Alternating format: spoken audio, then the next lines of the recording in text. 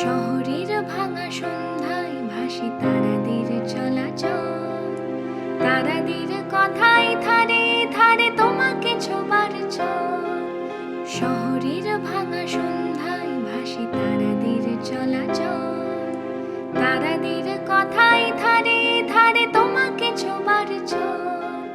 ঢেউ যায় ঢেউ ছলকায় ঠোঁটের প্রান্ত ছুঁয়, আলাপের জোরে চুপচাপ ঝোড়ো উত্তাপ বুকে সয়। তালে তাল বাজে ত্রিম ত্রিম বুক ঝিম ঝিম ফোটে বুক, তারাদের ঠোঁটে নাড়া দেয় তারা আলাপে কথার ঘোর। তালে আলাপে তালে আলাপে তালে আলাপে। নমস্কার, নমস্কার। শুরু করছি আজকের তালে আলাপে।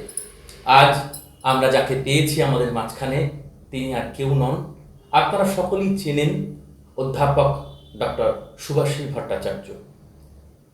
আমরা আজ শুভাশিস বাবুর কাছে, যাকে সারা কলকাতা শহর পুরো নৃত্য বিরাদারে সকলে লালিদা হিসেবে চেনেন, সেই দাদা আজকে আমাদের সঙ্গে।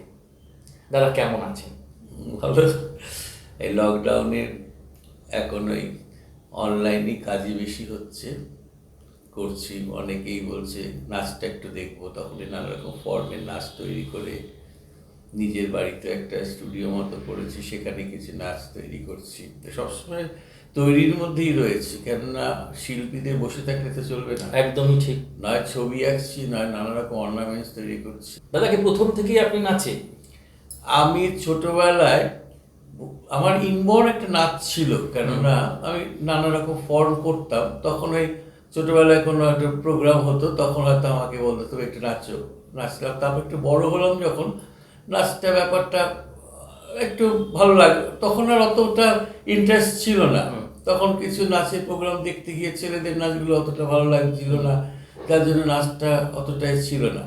তারপর পাড়াতে শ্যামা হবে, তখন কোটাল পাওয়া যাচ্ছে না। আমার বোন করছে, আমার বোন শান্তিনিকেতনেও পড়াশোনা করেছে কলা ভবনে, ওরও নাচের একটা খুব ভালো ছিল। আমার মাও খুব ভালো ড্যান্সার ছিলেন তখনকার দিনে, মানে কমলালাল স্কুলের খুব নাম করা, যেমনি পড়াশোনায় ছিলেন। মানে মা নাচছেন তখনকার দিনে, তো মানে ভাবা যায় না মহিলারা মেয়েরা নাচছে। দাদামশাই বিদেশেই থাকতে ইঞ্জিনিয়ার ছিলেন। তো দাদামশাই দেখতে গিয়ে বলছে মীরার মতো লাগছে না, মেনকা হয়ে।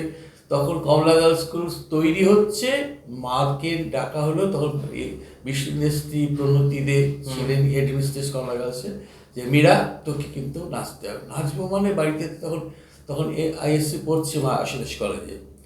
তো সেই মা নাচছে, আর দাদামশাই দেখতে গিয়ে বলছে মীরার মতো লাগছে না। তখন আমার মামি বলছে হ্যাঁ মীরাই, ও মীরাই তো। মীরা নাচছে, মানে তখনকার দিনের নাচা মানে একটা সাংঘাতিক। আর মার একটা ইনবর্ন ব্যাপার ছিল নাচটা, মানে মার যারা পড়তো, মার জুনিয়র যারা কমলা গার্লস স্কুলে আমি যখন গেছি, আমিও ছোটবেলায় পড়েছি ওখানে, তো এক্স স্টুডেন্ট এতে আমাকেও ডাকা হতো আর কি। তোর মা যখন আসতো স্টেজে না, এবার আলো হয়ে যেত, নাচটা এত গ্রেসফুল ছিল। তো এই মার থেকেই এসেছে ছবি আঁকা, নাচ। আমরা 3 ভাই বোনই আর্টিস্ট। ছবি আঁকাটা কিরকম হলো? ছবি আঁকাটা আমার ইনবর্ন ব্যাপার ছিল, খুব ভালো আঁকতাম। তবে দাদা বোন দুজনেই তো, দাদা ছিল গভর্নমেন্ট আর্ট কলেজে, আর বোন ছিল কলা ভবন শান্তিনিকেতনে। তো ওরা তখন আর্ট নিয়ে পড়তে গেল, আমার আর পড়তে গিয়ে কিন্তু নাচ তখন অসিত চ্যাটার্জির কাছে আমার বৌদি নিয়ে গেল। ও অসিত চ্যাটার্জির ছাত্রী ছিল, তা আমাকে নিয়ে গেল ওখানে অসিতদার কাছে শেখাতে। আমার তখন চল এরকম পাড়াতে কোটাল করে আমি খুব নাম করে গেলাম। কি করে নাম করলাম জানি না। কোন পাড়াকে?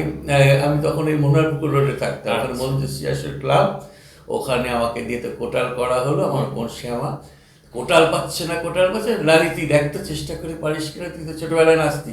হ্যাঁ ঠিক আছে, কোটালের নাচ হলে আমি করতে পারি। সে তো খুব দাম দ্রম করে খুব নাচলাম, পাড়াতে খুব বিখ্যাত হয়ে গেলাম আমি নাকি খুব ভালো নাচি। এইটাই আমার আবিষ্কার হলো যে আমি ভালো নাচি। তারপরে আমার বৌদি তখন এতে অসিত চ্যাটার্জি গ্রুপে নাচতো, গীতিবিতানের ছাত্রী ছিল, ও নাচে। তো ও আমার বললো তুই চল না অসিতদার কাছে। তো তো অসিতার কাছে তখন নাচের মোহর আমার আরম্ভ হলো। তবে বেশি দিন ওখানে করিনি, ওখানে নানা রকম প্রোগ্রামে করতাম। করতে করতে তারপরে চোখে পড়ে গেলাম রবি তীর্থে রামদার কাছে তখনই মোহর আরম্ভ হলো আমার তালিম। আর রবি তীর্থ থেকেই আমার নাচ, রবীন্দ্রনাথের নাচ যে কি সেটা বুঝলাম। যে এই যে অন্তর্নিহিত ভাবটা সবসময় সুচিতাদি বলতেন, নাচের মাধ্যমে প্রকাশ করো, কথাগুলো যাতে বোঝা যায় তুমি যে নাচছো, প্রত্যেকটা কথা যাতে বোঝা যায় তোমার যে নাচে কি বলতে চাইছে, বক্তব্যটা কি, এই তখন শিখতে আরম্ভ করলাম। সেই সময় থেকেই তার মানে আপনার রবীন্দ্রনাথকে আবিষ্কার। হ্যাঁ, এই যে আরম্ভ হলো নৃত্যনাট্যগুলো তৈরি হওয়া। রামগোপাল ভট্টাচার্য আমার গুরু ছিলেন, রবীন্দ্রের ডিরেক্টর। উনি একটা সাংঘাতিক ড্যান্সার, হয়তো সেরকম পরিচিতি উনি পাননি। যে রবীন্দ্রনাথের ভাব আমাদের নাচে এক একটা মহড়া হতো 1 বছর ধরে। সুচিত্রা মিত্র বসে দেখতেন, দেখি আমি যদি সেটা ঠিক মতো হয় তখন আমি স্টেজ পারফরমেন্সে বড় স্টেজে করতাম। প্রথম একটা ছোট স্টেজ, রথিনদা ছিলেন দ্বিজেন চৌধুরীর ভাই, তার একটা গ্রুপ ছিল, সেখানে আমরা করতাম সুরসভা। তারপর আমরা এখানে রবিদিতে করতাম। তো তখন ক্লাসিক্যালটাও আমি সঙ্গে সঙ্গে শিখছি। রবীন্দ্রনাথে করতে গেলে ক্লাসিক্যালটা ভীষণ জানা দরকার। ক্লাসিক্যাল কোন? শাস্ত্রীয় নৃত্যগুলো যদি ভালো করে না জানা হয়, যেটা আমি রবীন্দ্রনাথের করাতে গিয়ে দেখেছি। আর রবীন্দ্রনাথও যখন করিয়েছেন শাস্ত্রীয় নৃত্যগুলোকে দেখেছেন, দেখে কিন্তু তৈরি করেছেন নাচ। সেই সময় মীরাগিরি সারাভাই যখন গেছে, মীরাগিরি সারাভাই নাচটা দেখেছেন, ভারতনাট্যম আঙ্গিকটা দেখেছেন, ভারতনাট্যম আঙ্গিকের নাচগুলো তৈরি হচ্ছে। যখন বাসুদেবেন গেছে, ও বিখ্যাত নৃত্যশিল্পী ছিল, ও খুব ভালো কথাকলি ভারতনাট্যম নাচত। ওর নাচ দেখে যেতে যেতে একলা পথে নাচটা তৈরি হয়। এবং নটরাজ মিত্রশালাতে ওই নটরাজের ভূমিকায় বাসুদেবেন করে। মানে নাচগুলো যখন উনি দেখেছেন, উনি কিন্তু সবসময় একটা এক্সপেরিমেন্ট করে গেছেন, সবসময় কিন্তু একটা তৈরি করে গেছেন। যখন আশা ওঝা, সে খুব ভালো কত্থক ড্যান্সার ছিলেন, তার নাচ দেখে উত্তর নাচটা তৈরি হয়েছিল শান্তিনিকেতন। হ্যাঁ, শান্তিনিকেতনে। তার মানে কি সবকটা নাচে ক্লাসিক্যাল নাচগুলি কিন্তু উনি ব্যবহার করেছেন। তখন নবকুমার সিংহ ছিলেন মণিপুরি টিচার। যখন উনি যখন ত্রিপুরাতে যান, ত্রিপুরা মহারাজের কাছে যখন আমন্ত্রিত হয়ে গিয়েছিলেন, তখন এই মণিপুরি নাচ প্রথম দেখেন। ছোটবেলা থেকে উনি বেঁধে বেঁধে নাচ, ঘাসাঘাসাই নাচ, তারপর এই সমস্ত নাচ, বাইজি নাচ বাড়িতে, বাইজি নাচ হতো বড় বড় লোকেদের বাড়িতে যেরকম হতো, ঠাকুর বাড়িতে সেরকম বাইজি নাচ আসতো কোনো একটা অনুষ্ঠানে। তো ওইসব দেখে নাচ ব্যাপারটা একটা ওরকম একটা ধারণা ছিল। তারপর যখন উনি প্রথম নাচটা, মণিপুর নাচটা দেখেন, তখন কিন্তু উনি বোঝেন যে আমাদের দেশে এত সুন্দর নাচও আছে। তখন উনি একে বলেন যে আমার কিছু টিচার পাঠান এতে শান্তিনিকেতনে। তখন 1921 সালে শান্তিনিকেতন আশ্রম স্টার্ট হয়। তখন উনি নাচগুলো যেরকম নিজেই কম্পোজ করতেন, সেই সময় ছোট ছোট গান তৈরি হতো, গানগুলোকে আরও দৃষ্টিনন্দন হয়, আরও যাতে দর্শকের কাছে যেতে পারে গানগুলো। তখন উনি নাচগুলো একটু ডিল ফর্মে, মানে কতগুলো অঙ্গভঙ্গির মাধ্যমে নাচগুলো উনি ফর্মগুলো তৈরি করতেন। আর তখনকার দিনে ছিল তোমার যমুনা দেবী, গৌরী দেবী এরা দুজন ছিল নন্দলাল বোসের মেয়ে। এরা দুজন ছিল। ওদিকে ছিল অমিতা দেবী, অমর্ত্য সেনের মা, সেই সময় তার আশ্রম কন্যা ছিল। তাদের রবীন্দ্রনাথই নাচগুলো করাতো। আচ্ছা, যে এইভাবে নাচগুলো হবে, এইভাবে করো, নাচের অন্তর্নিহিত ভাবটাকে প্রকাশ করো। মেন হচ্ছে নাচটাকে বোঝাতে হবে দর্শক। এবং রবীন্দ্র সুচিত্রা মিত্র আপনাদের সেটাই বলতে, যে এইভাবে নাচগুলো করো, নাচগুলোকে যাতে লোকে দর্শক যাতে বুঝতে পারে। গানও নিরমভাবে তোলাতেন, যাতে এক্সপ্রেশনটা থাকে। যে রবীন্দ্রের ঘরানা একটা অদ্ভুত ব্যাপার, আমরা ছোটবেলা থেকে দেখেছি, এক্সপ্রেশনটা মেন গানের। যে গানটাকে অনুভব করে তারপর তোমরা গাও, সেটা নাচটাও তাই। তো এইভাবে নিজের পারফরম্যান্স শুরু করলেন। হ্যাঁ, তারপরে ওখান থেকে ডাকছে, কিন্তু আমার ছিল তুই আগে তৈরি হোক, তারপর তুমি বেরোবে। তখনও কিন্তু হিরো করতে আমার এখানে ডাকছে, কিন্তু আমাদের সাহস ছিল না যে আমরা এই গণ্ডি বেরিয়ে বাইরে। কিন্তু আমরা শিখেছি অনেক বছর, যার জন্য আমি যখন বাইরে নেমেছি তখন একটা বেশ ভালো আমার একটা পরিস্থিতি, ভালো একটা ইমপ্রেশন লোকের কাছে ছিল যে এই রবিতীর্থের হিরো।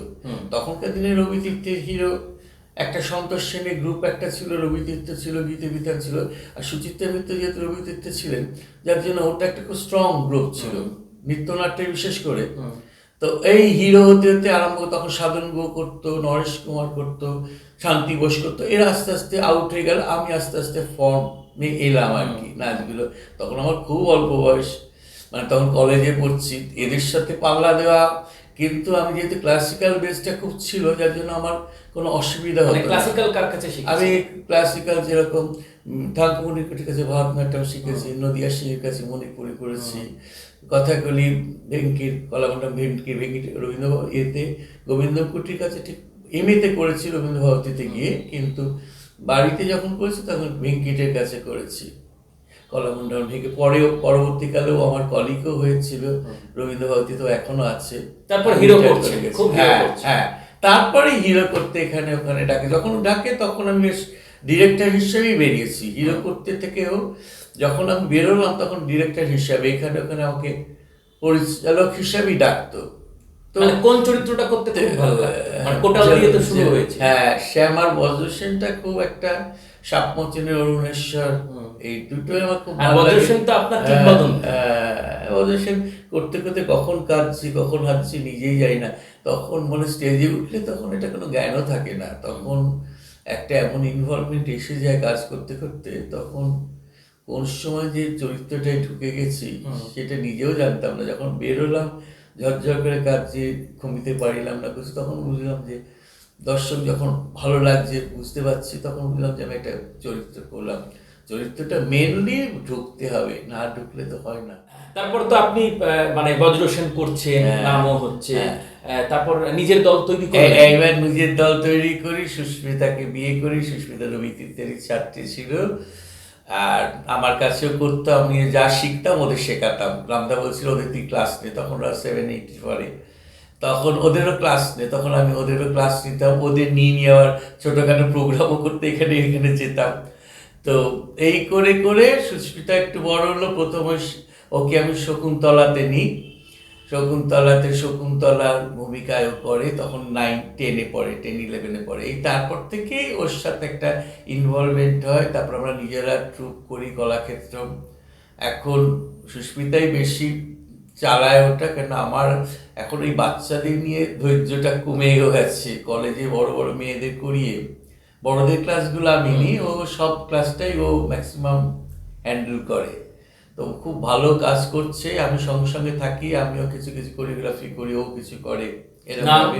হ্যাঁ, কলাক্ষেত্র আমাদের গ্রুপের নাম। হ্যাঁ, আচ্ছা, একটা কথা জিজ্ঞেস করি দাদা, সেটা হচ্ছে যে রবীন্দ্রসঙ্গীতের যে একটা দর্শন, এবং সেটা নিয়ে অনেক লেখালেখি হয়, অনেকে অনেক আলোচনা করেন, কিন্তু রবীন্দ্র নৃত্যের যে স্বকীয়তা বা তার যে দর্শন, আপনি তো বহুদিনই নৃত্যের মাধ্যমে আছেন, এটা আপনার কি উপলব্ধি? রবীন্দ্র নৃত্যটা করতে গেলে দৃষ্টিনন্দন হতে হবে, সে যেরমভাবেই করুক, যাতে চোখটা খুব রিলিফ লাগে। রবীন্দ্রনাথের নাচে জাঁকজমক পোশাক পরলে চলবে না, অহেতুক হাত পা নাড়লে চলবে না। এখন যেটা হচ্ছে, যেটা বলা উচিত না, এখন যে প্রজন্ম খুব হাত পা নাড়ছে, লাফাচ্ছে, জিমন্যাস্টিক দেখাচ্ছে, তাতে তো রবীন্দ্র নৃত্য হচ্ছে না। রবীন্দ্র নৃত্যের ভাবটাকে প্রকাশ করতে হবে। রবীন্দ্রনাথ চাননি একদম না, উনি সবসময় বলতেন, দেখো এটা কিন্তু মানুষের সাথে যাচ্ছে না।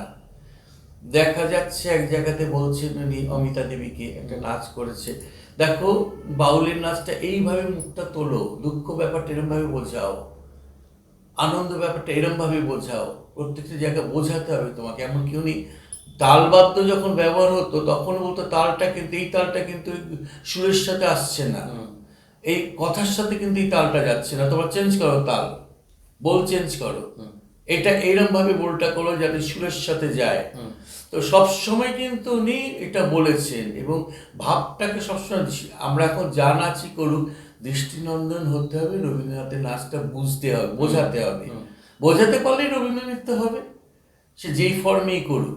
কিন্তু রবীন্দ্র নৃত্য করতে গেলে আগে তোমাকে পড়াশোনাটা করতে হবে, যেটা আমরা প্রচণ্ড পড়াশোনা করি। এখনও বজ্রসেন নাচ করতে গিয়ে মনে হয় এই জায়গাটার মধ্যে আরেকটু এরকম করলে ভালো হতো, আরেকটু বোধ হয় এই জায়গাটা পড়াশোনাটা আমার বেশি দরকার, আরেকটু বোধ এটা করলে ভালো হতো। যত ম্যাচিওর হয়েছে নাচটাও তত ম্যাচিওর হয়েছে। তো রবীন্দ্রনাথকে বুঝতে হবে, রবীন্দ্রনাথকে পড়তে হবে, বারবার পড়তে হবে। রবীন্দ্রনাথের যখন আমরা গান গাই মনে হয় একটা সমুদ্রে আমরা পড়ে আছি। আমি এত বছর শিক্ষকতা করে এখনো মনে হয় একটা সমুদ্রে রয়েছি, কারণ এত কঠিন কথা, সেটাকে উপলব্ধি করে তারপর এক্সপ্রেস করাটা ভীষণ কঠিন ব্যাপার। আপনি অধ্যাপনা এলেন কবে থেকে? আমি 2004-এ 2004-এ আমি হ্যাঁ 2004-এ আমি অধ্যাপনায় ঢুকি। তারপর 13 বছর তো আমি এখানে চাকরি করেছি, যেহেতু আমার বয়সটা অনেক পরে ঢুকেছি মানে আমি পাশ করার পর অনেক দিনই আমাকে বেশ কিছুদিন পার্ট টাইম ছিলাম, তারপরে ফুল টাইম হয়েছি। তো তারপর আমার কাজ দেখে শুভঙ্কর চক্রবর্তী আমাকে ফুল টাইম করলেন। তখন তা পল্লব সেনগুপ্ত ছিলেন আমার গুরুস্থানীয় বিদ্যাসাগর প্রফেসর। তো উনি ইনিশিয়েটিভ নিয়েছিলেন বলেই আমার চাকরিটা হয়েছিল। আর শুভঙ্কর চক্রবর্তী তখন প্রিন্সিপাল ভাইস চ্যান্সেলর ছিলেন। উনি চন্দ্রালিকা প্রোডাকশনটা আমি করি, তো দেখার পর উনি তো ভীষণ আপ্লুত এবং আমার ক্লাস এসে মাঝে মাঝে দেখতেন। তখন আমি স্যারকে বললাম, স্যার আমি কতদিনেরও পার্ট টাইম থাকবো, আপনি একটু ব্যবস্থা করুন আমাকে। তখন বললো যে ঠিক আছে, আমার মনে আছে তোমার কথাটা।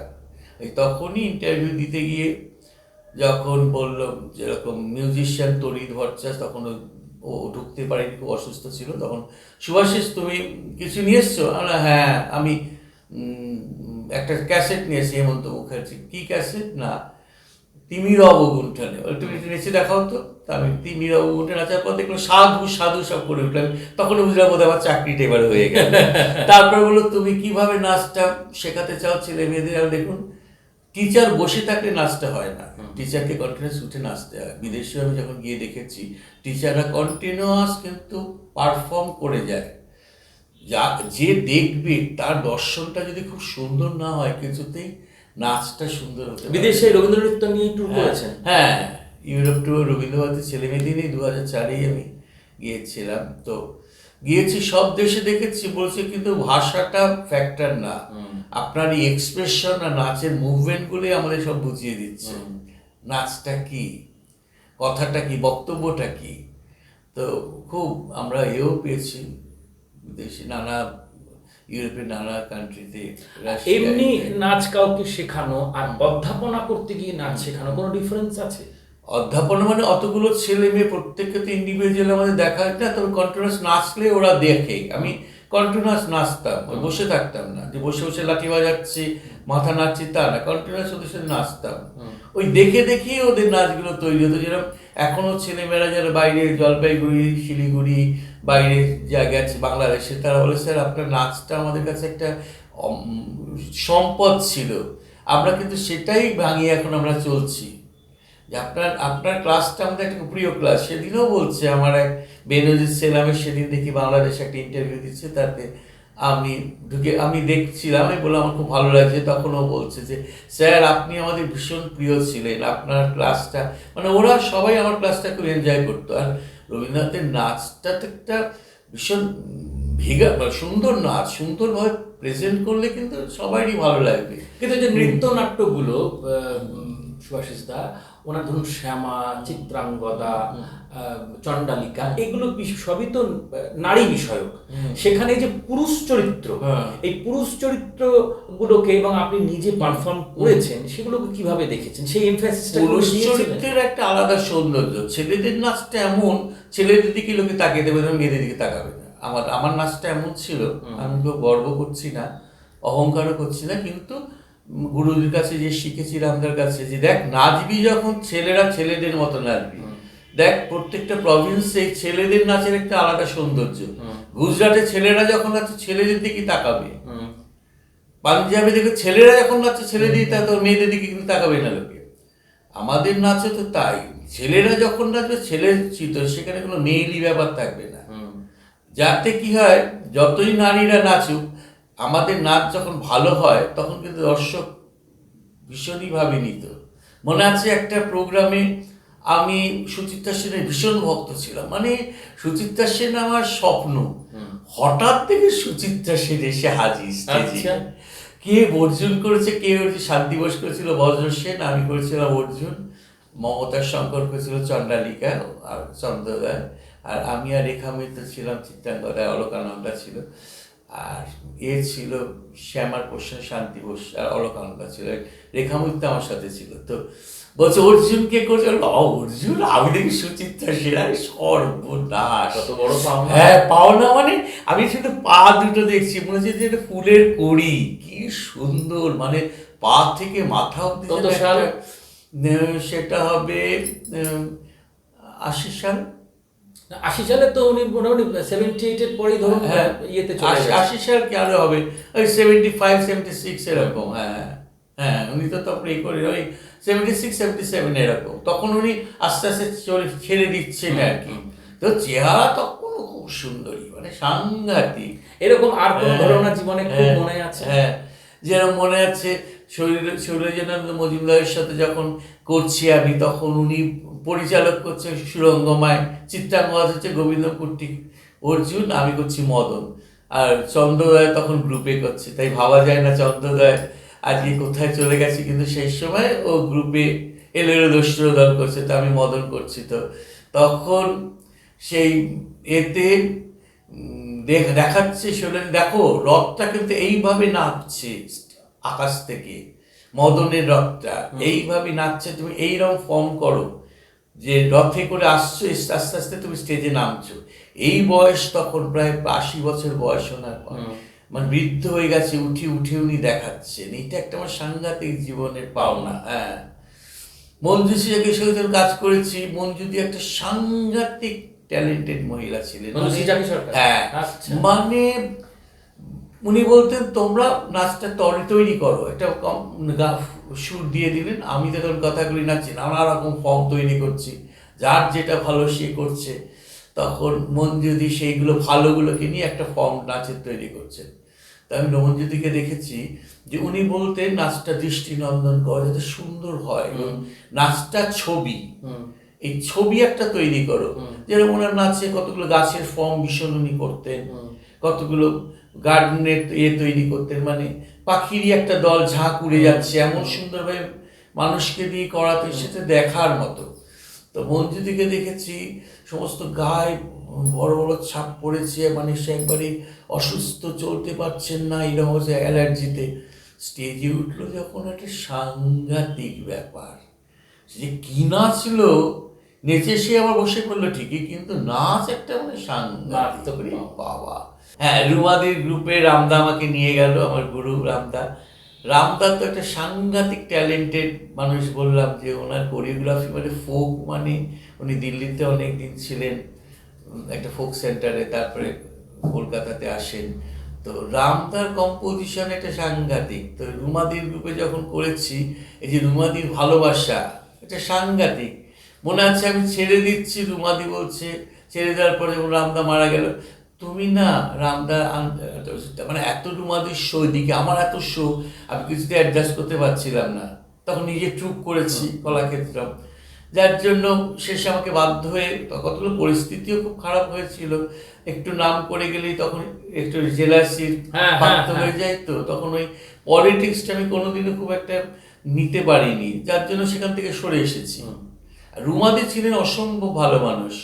উনি যখন রামদা মারা গেলেন বললো, তুমি এসে জয়েন করলে রামদার আত্মা সব থেকে বেশি শান্তি পাবে, মানে এইরকম ভালোবাসতেন উনি। উনি বললো, তুমি যার জন্য ছেড়ে দিয়েছো তাকে আমি বাদ দিয়ে দিচ্ছি ট্রুপ থেকে, তুমি এসে জয়েন করো না। আমি একবার যখন বেরিয়ে পড়েছি আর আমি ওখানে যাচ্ছি না। তো ওই আর এক ট্যালেন্টেড মহিলা, সাংঘাতিক, মানে গড গিফটেড ব্যাপার। ওনাকে দেখলে বোঝা যেত, অসুস্থ কিন্তু স্টেজে যখন উঠেছেন একটা পাওয়ার। অলোকরঞ্জন দাশগুপ্ত, অলোকরঞ্জন দাশগুপ্ত তাই, বাংলা একটা পণ্ডিত, মানে সাংঘাতিক। একটা হাইনে বুসনা এসব কবিতা, তখন ডক্টর সুনীল দাস আমাদের টিচার ছিলেন কীর্তিমতী স্কুলে। তো ওনার সাথে আমরা একটা ট্রুপ করি, নাটকের দল ওই সংবর্তন, সেখানে প্রচুর অভিনয় করেছি। তখন অভিনয়টা করতাম, আমিও করতাম, সুস্মিতা করতাম, ড্রাগনবাদের পালার অলকদার, সমস্ত কবিতাগুলো, নাটকগুলো জার্মান কবিদের, তাদের নিয়ে প্রচুর নাটক ওখানে আমরা করেছি। তা আমি তাকে একটা কুকুরের রোল করতাম। তো সবাই বলতো লালি কিন্তু সবচেয়ে ভালো করে দেয়, বডি এক্সপ্রেশনগুলো যেহেতু নাচে, সেহেতু ওই এক্সপ্রেশনগুলো। তারপরে ডাকঘর হয়েছে জার্মান এক এ নৃত্য শিক্ষক এসেছিলেন ম্যাক্সমুলা ভবনে, তো সেখানেই মোড়লের রোলটা করতাম। ওটাই বডি ফর্ম, নাচের ফর্মে এগুলো ছিল, কিন্তু যেহেতু আমি নাচের ছেলে ছিলাম একটা আলাদা ফর্ম তৈরি করতাম। তো অলোকদার কবিতা যখন পড়তাম, ভীষণ বড় কবিতা, অলোকদা এত বড় কবিতা কি, শোনো তুমি অনেকটা পড়ো, পড়ে একটা নাচের ফর্ম তৈরি করো, সবটাকে নিয়ে তোমার ওটা ডাইরেক্ট করতে হবে, কিন্তু একটা ফর্মটা তৈরি করে যাতে দর্শক বুঝতে পারে। তো এই থেকেই কিন্তু আমার তৈরি হলো নাচের ফর্ম। আপনি সিনেমাও করেছেন? হ্যাঁ, সিনেমা নদিয়ানগর যখন আমি বিয়ে হলো তখন আমার ছবিটা দেখে আমাকে সিলেক্ট করলো, তখন সুশীল মুখার্জি পরিচালনায় ছিল ফিল্মটা। তো আমি নিত্যানন্দের রোলে গিয়েছিলাম, গিয়ে বসে আছি, ঠিক আছে সিলেক্ট হয়েছি, শ্রী চৈতন্যের জন্য আসছে সবাই, রিজেক্ট হয়ে চলে যাচ্ছে। তারপর হঠাৎ বলে কি আপনি একটু হাতটা তুলুন, তো আমি হরে কৃষ্ণ কৃষ্ণ কৃষ্ণ হরে হরে হরে রাম হরে রাম। এই ফর্মটা নাটকের ছেলেদের এলো না, সবাই হয়ে যাচ্ছে এটা। এই যে ভাঙাটা, বডি এক্সপ্রেশনটা যেটা শ্রী চৈতন্যের ছিল, একদম বডিতে যে একটা নাচ ছিল, উনি যেটা না করতেন, একটা বডিতে একটা অদ্ভুত নাচের ফর্ম ছিল। বলতেন না অর্ধনারীশ্বর, সত্যি উনি মানে একটা শরীর মধ্যে একটা অসাধারণ একটা ফর্ম আসতো, এত সফট। তো সেটা আমার খুব ভালো এসেছিল, তখন আমি সিলেক্টেড হলাম শ্রী চৈতন্য রোলে। ওই ইন্দ্রাণী দত্তই তখন প্রথম করলো, করলো শ্রী চৈতন্যের ওয়াইফের ভূমিকায় ইন্দ্রাণী দত্ত, আর সন্ধ্যাহারি ছিল মায়ের ভূমিকায়, আর সাবিত্রী চ্যাটার্জি আর অসীম কুমার এনারও একটা চরিত্র ছিল।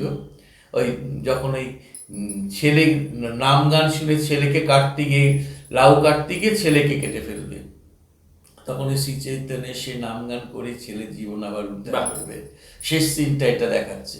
তো এইটা করতে গিয়েও একটা সাংঘাতিক অভিজ্ঞতা হয়েছিল। শ্রী শিবকান্নাথের স্ক্রিপ্টে করেছিল, এত কঠিন কথা, কিন্তু ভগবানই বোধহয় আমায় করিয়ে দিয়েছিল, কেন ওই কথা ফ্লোরে এসে বলা, যেটা কারোর মুখ থেকে বেরোচ্ছে না, সেটা আমি এক নাগারে বলে গেছি। মানে আমাকে কানের কাছে বলা হতো কালার ফিল্ম আপনি একটু দেখবেন যাতে কালার ফিল্মটা নষ্ট না হয়, আচ্ছা বুঝুন আমার স্টেজের অভিজ্ঞতা। কিন্তু যে একটি ইনভলভ ব্যাপারটা তো ছিল, ঘোর ছিল একটা, সারাদিন এই নাম গান শুনে যখন ফ্লোরে নামতাম তখন আমি বুঝতাম আমার ভেতরে একটা পাওয়ার কাজ করছে।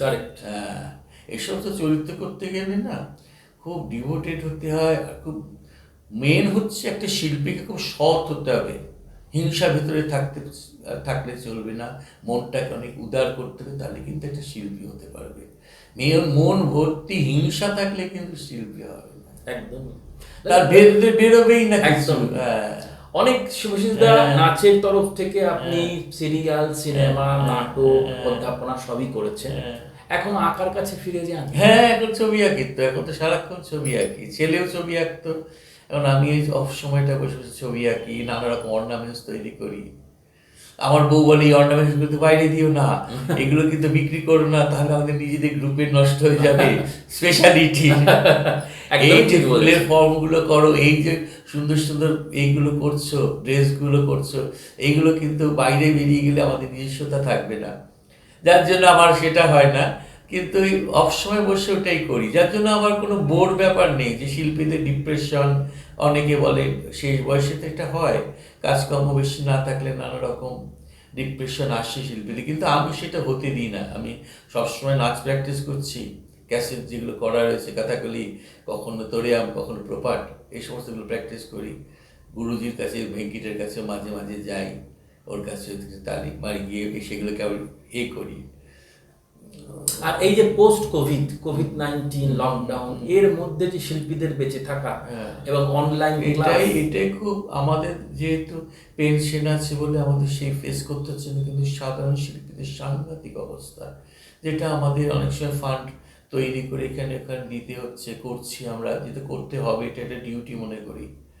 যে যারা টিউশনির ওপর নির্ভর করছে, কোনো প্রোগ্রাম নেই, তাদের খুব খারাপ পরিস্থিতি, সে ছবি আঁকাও বলুন, নাচই বলুন, গানই বলুন। আর অনলাইন শিক্ষাটা করাচ্ছে ঠিকই, কিন্তু মনোপুত হচ্ছে না, করিয়ে যাচ্ছে ঠিকই যন্ত্রের মতো, ওরাও করছে, কি যে করছে বুঝতে পারছি না, যখন কাছে আসছে তখন দেখছি, তখন সেটাকে আবার কালেক্ট করে নিচ্ছি। তো অনলাইনে তো করতে হচ্ছে, উপায় তো নেই। অনেকে ছেড়েও দিচ্ছে, অনেকে আসছে করছে। আর অনুষ্ঠানের তারপর- প্রায় হ্যাঁ, শেষ দিকে চলে এলাম হ্যাঁ, সুভাষিস দা। হ্যাঁ। একটাই কথা বলবো, আপনি রবীন্দ্র চেতনার সঙ্গে, রবীন্দ্র নৃত্যের সঙ্গে এত বছর জড়িত, রবীন্দ্রনাথের কোনো একটি কবিতা বা গান যা আজও আপনার পাথেয় এবং দর্শন হয়ে আছে, যা খুব হ্যাঁ, মনে করেন বারবার, হ্যাঁ। আছে কি? হ্যাঁ, কমিতে পারি না, আমরা এটা করতে পারি এক্সপ্রেশনটা গান দিয়ে। যেমন দেখতে পারো, আমি করছি সেটা। হুম, হ্যাঁ, নাচের মাধ্যমে করছি হ্যাঁ, করুন। বসে। দর্শকটা খুব আমাকে। এক্সপ্রেশনটা বোঝা যাবে। কমিতে পারিলাম না যে ক্ষমহে মম দীনতা, পাপী জন শরণ প্রভু। মরিছে লাজে মরিছে হাসি, প্রেমের মলহীনতা, পাপী জন শরণ প্রভু।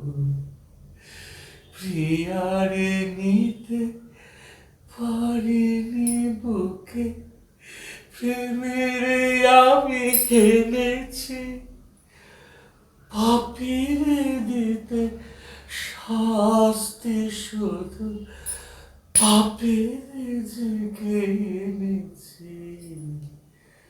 জানি গো তুমি খুনিবে তারে, যে অভাগিনী পাপের ভারে, চরণে তব দীনতা, ক্ষমিবে না, ক্ষমিবে না আমার ক্ষমাহীনতা,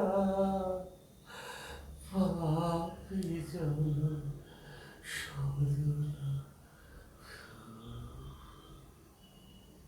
অপূর্ব, অপূর্ব সুভাষিস দা, কি দর্শন করলাম সুভাষিস দা, কি দর্শন করলাম, কি অপূর্ব। আমি আমি মানে নিজেকে বলে বোঝাতে পারবো না যে এত সুন্দর হলো। আমাদের তালে আলাপে যেন সত্যি সার্থক হয়ে গেল আজ আপনার এই। বিশেষ অনেক অনেক ধন্যবাদ, ভালো লাগলো। আপনি এখানে আমাদের এসেছেন। ভালো লাগলে লোকেরই আমাদের সার্থকতা। শিল্পী তখনই সার্থক হয় যখন যে দর্শক যে দেখছে তার মনটাকে যদি ভরাতে পারি, তাহলেই তো পুরোটা পেলাম। আপনি করে পেরেছেন এবং আরো আরো পারবেন। আপনি খুব ভালো থাকুন।